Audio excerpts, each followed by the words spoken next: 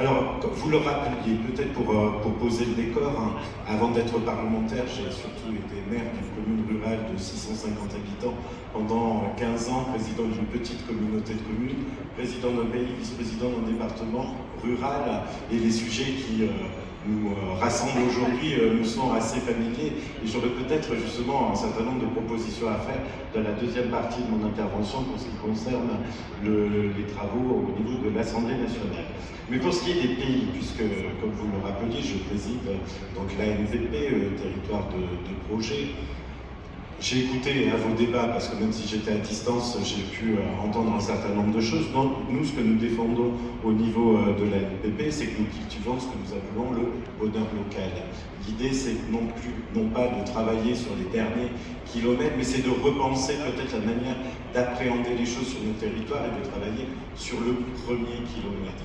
Et travailler véritablement à la définition et au portage de projets qui soient véritablement en rapport avec les attentes du citoyen, d'où cette importance d'avoir une ingénierie et une réflexion à l'échelle de territoires cohérents. Alors après, la notion de territoire cohérent est pertinent, ça varie d'un territoire à l'autre, c'est chaque territoire en fonction de ses problématiques et réfléchit à la manière d'organiser les choses à l'échelle de son propre territoire, mais il me semble important, et il y a eu des exemples de démontrer avec la diversité des réponses apportées sur les territoires qu'il me semble devoir cultiver. Tout cela pour dire que nous pouvons, nous, au niveau national, législateur ou le gouvernement, avoir des réflexions un petit peu descendantes envers les territoires. Moi, je crois qu'aujourd'hui, il faut sortir un peu de ce paradigme-là et peut-être mieux écouter les territoires et leur laisser plus de capacité d'initiative à organiser, à penser les projets sur les territoires véritablement en rapport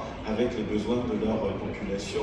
Et les sujets, vous les avez évoqués ce matin, le logement, les déplacements, l'attractivité de nos territoires qui repose pour ceux qui ont cette capacité d'accueillir tous les services que nous pouvons apporter à la population. Et justement, ce que nous défendons à l'échelle des pays BETR, c'est de pouvoir bénéficier véritablement de cette capacité d'initiative territoriale.